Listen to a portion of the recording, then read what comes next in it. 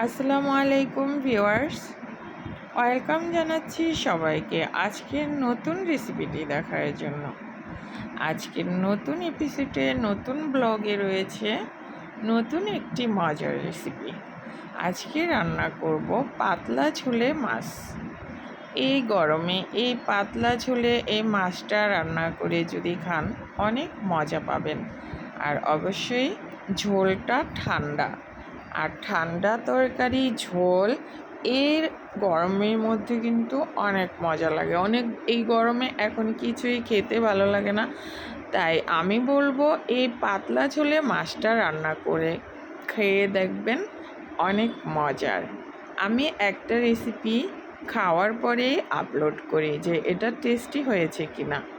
আসলে এটা অনেক মজা হয়েছে, আপনারা চাইলে একবার ট্রাই করতে পারেন। সজনে ডাঁটা দিয়ে আজকে আমি এই পাতলা ঝোলে মাছটা রান্না করেছি, দেখেই বুঝতে পারছেন কতটা লোভনীয়, কতটা মজার। যারা মাছ খেতে পছন্দ করেন তারা চাইলে এই রেসিপিটা ফলো করতে পারেন। আর আমার সব রেসিপিগুলোই যারা যারা ট্রাই করেছেন, খেয়ে দেখেছেন টেস্টি কি না, তারা জানেন যে কতটা স্বাদের, কতটা মজার। আর আমি চেষ্টা করি সুস্বাদু করে তৈরি করার জন্য, যেহেতু এটা মজার রেসিপির চ্যানেল, তাই আমি বলবো একবার অবশ্যই এই রান্নাটা ট্রাই করবেন। ইনফ্যাক্ট আমি এখন মূল রান্নায় চলে যাব, তৈরি করে নেব মজাদার এই যে পাতলা ঝোলে মাছ। প্রথমে আমি মাছগুলোকে মেরিনেট করে নেব।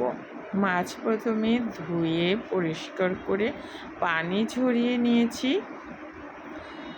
এরপর হলুদ, লবণ, মরিচ গুঁড়া, হলুদ গুঁড়া, লবণ আর সরিষার তেল দিয়ে মেরিনেট করে 10 মিনিট রেখে দিব। সময় না থাকলে এখনই রান্না করতে পারবেন।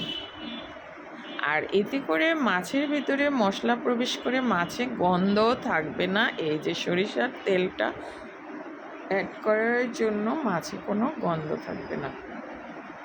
অনেকে আছে মাছের গন্ধের জন্য খেতে চান না, চাইলে এখানে লেবুর রসও ব্যবহার করতে পারবেন, এতে করেও মাছে গন্ধ থাকে না। আর আমি আজকে রান্না করছি নদীর পাঙ্গাস মাছ। এবারে 10 মিনিট পর ফিরে আসলাম। এখন প্যানে দিয়েছি তেল ভাজার জন্য মাছ। আর প্যান অবশ্যই পর্যাপ্ত গরম করে নিতে হবে, এতে করে যে কোনো কড়াইতে বা প্যানে রান্না করেন না কেন মাছ লেগে যাবে না। আর আরেকটা উপকরণ হচ্ছে তেলে যেন ছিটা না ওঠে, সেজন্য একটু লবণ দিয়ে দিবেন, একটু হলুদ গুঁড়া দিয়ে দিবেন তেলে, তাহলে দেখবেন তেল থেকে কোনো ছিটা উঠবে না। এবারে আমি তেলটা পর্যাপ্ত গরম করে মাছগুলো দিয়ে দিলাম।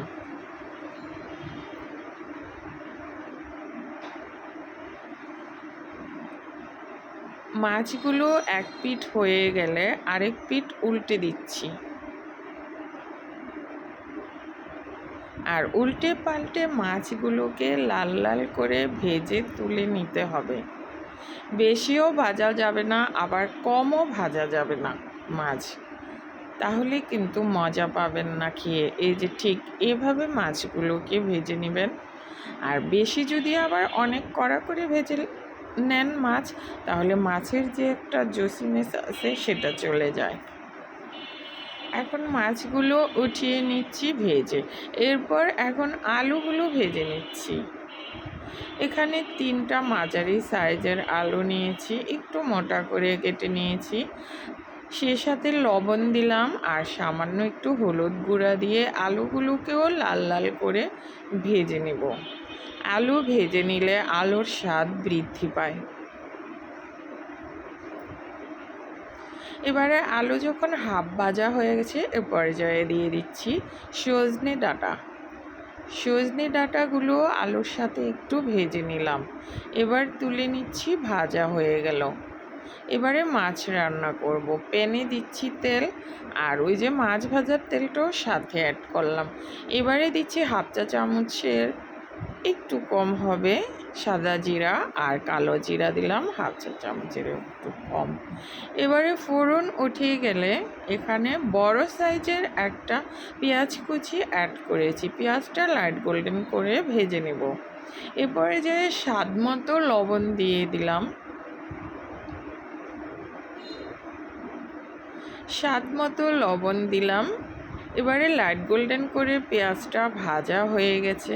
এই পর্যায়ে পেঁয়াজের পেস্ট দিলাম 3 টেবিল চামচ। 2 টেবিল চামচ প্রথমে পেঁয়াজের পেস্ট দিয়েছি, আবার দিচ্ছি 1 টেবিল চামচ, অর্থাৎ 3 টেবিল চামচ পেঁয়াজের পেস্টের সাথে এখানে আমি 4-5টা কাঁচামরিচও সাথে বেটে নিয়েছি। এতে করে ঝোলের কালারটা একটু সবুজ সবুজ দেখাবে, পেঁয়াজটা দিলে ফ্লেভারটাও ভালো লাগবে।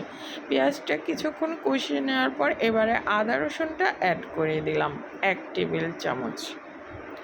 আদা রসুন দিয়ে এবার আবার পেঁয়াজের সাথে আদা রসুনটাকেও 2 মিনিট কষিয়ে নেব, যতক্ষণ পর্যন্ত না কাঁচা গন্ধটা চলে যাচ্ছে। মশলা কষানো হয়ে গেছে, আদা আর রসুন। এ পর্যায়ে এখন গুঁড়া মশলাগুলো অ্যাড করে দেব।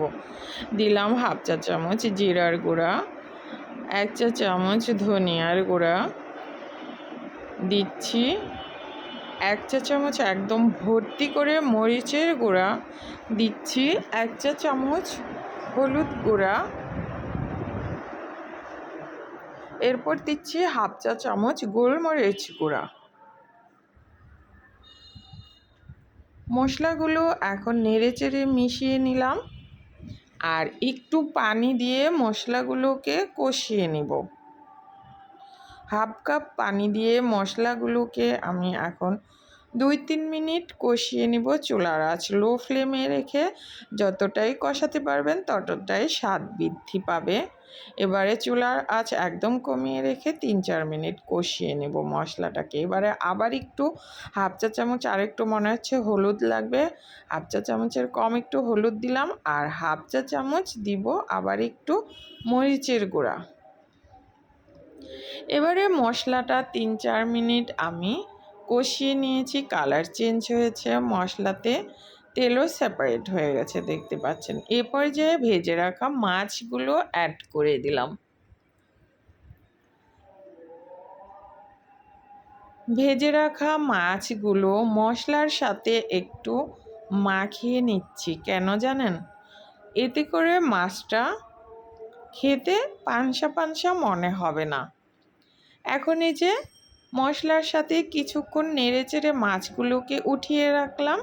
এ পর্যায়ে ভেজে রাখা সবজিগুলো এখানে অ্যাড করে দিলাম, সজনে ডাঁটা আর আলু।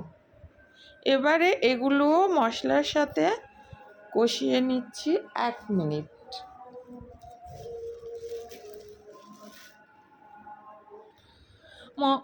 সবজিগুলো কষানো হয়ে গেলে এখানে পানি অ্যাড করে দিচ্ছি 3 কাপ।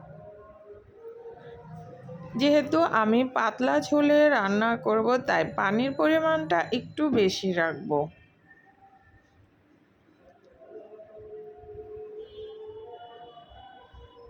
পানি দিয়ে এখন ঢেকে রান্না করব এখন 7-8 মিনিট।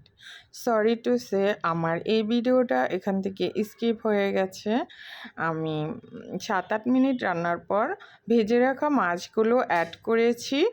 এরপর আমি এখানে দিয়েছি 1 চা চামচ, 2 চা চামচ দিয়েছি আমি একটা মশলা তৈরি করে দিয়েছি। ধনিয়া 1 চা চামচ আর জিরা 1 চা চামচ ভেজে তেলে গুঁড়ো করে সেই মশলাটা এখানে অ্যাড করেছি। এবারে আমি আবার রান্না করেছি 15 মিনিট। এই যে দেখেন 15 মিনিট পর আমার মাছ রান্নাটা একদম 10-12 মিনিট পর মাছ রান্নাটা আমার কমপ্লিট। দেখেন এই যে পাতলা ঝোলে রান্না করেছি, ভীষণ মজার, গরম গরম ভাতের সাথে খাবেন, অসম্ভব মজার হবে। আর আমার ওই ভিডিওটা কেটে গেছিলো, ওখানে আমি রান্না করেছি হচ্ছে মাছটাকে 20 মিনিট। এবারে দেখেন গরম গরম ভাতের সাথে খাবেন, অসম্ভব মজার। So enough for today. পরবর্তীতে আবার চলে আসবো আপনাদের জন্য মজার কোনো রেসিপি নিয়ে।